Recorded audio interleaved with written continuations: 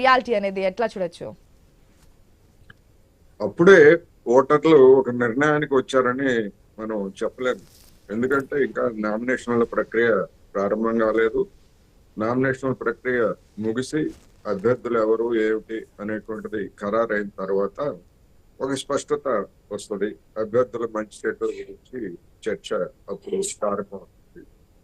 ఎందుకంటే ప్రధానమైనటువంటి పార్టీలు అటు జగన్మోహన్ రెడ్డి గారు కానివ్వండి, వైసీపీ కానివ్వండి, లేదా మూడు పార్టీల కూటమి కానీ అభ్యర్థులను కొన్ని చోట్ల మార్చవచ్చు అనేటువంటి ఊహాగానాలు కావచ్చు, వాస్తవాలు కావచ్చు, అవి కూడా వెలువడుతున్నటువంటి నేపథ్యం ఇప్పుడు ఉన్నది. ఎందుకంటే వాళ్ళ ఎత్తుగడలు కావచ్చు, లేదా ఆ పార్టీల అంతర్గతంగా వస్తున్నటువంటి ఒత్తిళ్లు, తిరుగుబాట్లు, అసంతృప్తులు ఏమైనా దీనికి కారణం. ఇక ఎవరు ఆశగా ఎవరి ఉపన్యాసాలు ఉన్నాయి అంటే, ఒకటి స్పష్టం, జగన్మోహన్ రెడ్డి గారు కేవలం మూడు పార్టీల గురించే మాట్లాడుతున్నారు. రాష్ట్రానికి, ఆంధ్రప్రదేశ్ కి అన్యాయం చేసినటువంటి బీజేపీ గురించి ఆయన పల్లెత్తు మాట మాట్లాడటానికి ఆయన సాహసం చేయడం లేదు. ఒకటి. రెండవది, మూడు పార్టీల కూటమి కూడా జగన్మోహన్ రెడ్డి గారి వైఫల్యాల గురించి లేదా ఆయన యొక్క పాలనా తీరు గురించి మాట్లాడుతున్నారు తప్ప మిగిలినటువంటి రెండు పార్టీలు కూడా, బీజేపీ ఎట్లాగో మాట్లాడదు, తన గురించి తను మాట్లాడుకునేంత స్థాయిలో అది లేదు. మిగిలినటువంటి రెండు పార్టీలు కూడా రాష్ట్రానికి జరిగినటువంటి, ఎందుకంటే నిన్నటి వరకు బీజేపీని వ్యతిరేకించినటువంటి పార్టీలే రెండు, జనసేన, తెలుగుదేశం పార్టీ. జనసేన సరే ఒప్పందం చేసుకున్నారు. వాళ్ళు కూడా కేంద్ర ప్రభుత్వం చేసినటువంటి అన్యాయాల గురించి మాట్లాడటానికి నోళ్ళకి తాళాలు వేసుకున్నారు అనేటువంటి కూడా తెలుసు. అందువలన ఈ రెండు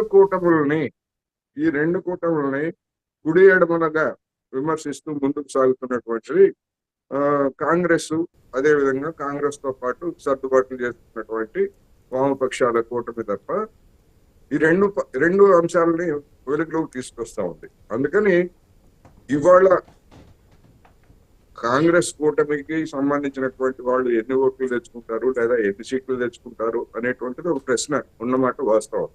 ఎందుకంటే ప్రధానమైనటువంటి పార్టీలు రంగంలో ఉన్నప్పుడు మూడో పక్షానికి అవకాశాలు తక్కువగా ఉండేటువంటి పరిస్థితి గతంలో మనం చూసాం. అనేక చోట్ల, అనేక రాష్ట్రాల్లో కూడా అదే జరిగింది. అందువలన ఒక విధంగా ప్రధానమైనటువంటి రాష్ట్రం ఎదుర్కొంటున్నటువంటి ప్రధాన అంశాలని ఎవరు ముందుకు తీసుకొస్తున్నారు అని అంటే, కాంగ్రెస్, వామపక్షాలు మాత్రమే ముందుకు తీసుకొస్తున్నాయి తప్ప మిగిలినటువంటి రెండు కూడా పాక్షికంగానే పరస్పర విరుద్ధమైనటువంటి అంశాలను తప్ప అసలైనటువంటి నిందితురాలుగా ఉన్నటువంటి బీజేపీ గురించి వాళ్ళు ఎక్కడ మాట్లాడలేదని కూడా ఒకటి. అందువలన ఇవాళ రాష్ట్రంలో ఇక బలాబలాలకు సంబంధించి చూస్తే, గతంలో తెలుగుదేశం పార్టీ గెలవనటువంటి స్థానాలు దాదాపు 30 పైగా ఉన్నాయి గతంలో ఎప్పుడు కూడా. అంటే ప్రతిపక్షాలు కాంగ్రెస్ కానివ్వండి లేదా వైసీపీ కానివ్వండి, ఇతరులు గెలిచినటువంటి స్థానాలు దాదాపు 30 దాకా ఉన్నాయి. అవి కాకుండా బీజేపీ తోటి తెలుగుదేశం, జనసేన సర్దుబాటు చేసుకున్న తర్వాత మైనారిటీలుగా ఉన్నటువంటి ముస్లింస్ కానీ లేదా క్రైస్తవులు కానీ, ప్రధానంగా ఆ రెండు తరగతి సామాజిక తరగతులే ఉన్నాయి కనుక వాళ్ళు ప్రభావితం చేసేటువంటి, అంటే గెలుపోవటంలో ప్రభావితం చేయగలిగినటువంటి స్థానాలు ఇంకొక 30 దాకా, 30-35 వరకు ఉంటాయి. అందువలన ఇప్పుడు రెండు కూటములు ప్లస్లు మైనస్లు చూసుకున్నప్పుడు ఈ విధమైనటువంటి పరిస్థితుల్లో మాకు 175కి 175 వస్తాయని చెప్పేసి వైసీపీ చెప్పుకున్నా, లేదు మాకు 160 వస్తాయని చెప్పేసి మూడు పార్టీల కూటమి చెప్పుకున్నా గానీ అది ఒక మైండ్ గేమ్ తప్ప వాస్తవ పరిస్థితిని అది ప్రతిబింబించేదిగా ఉండదు.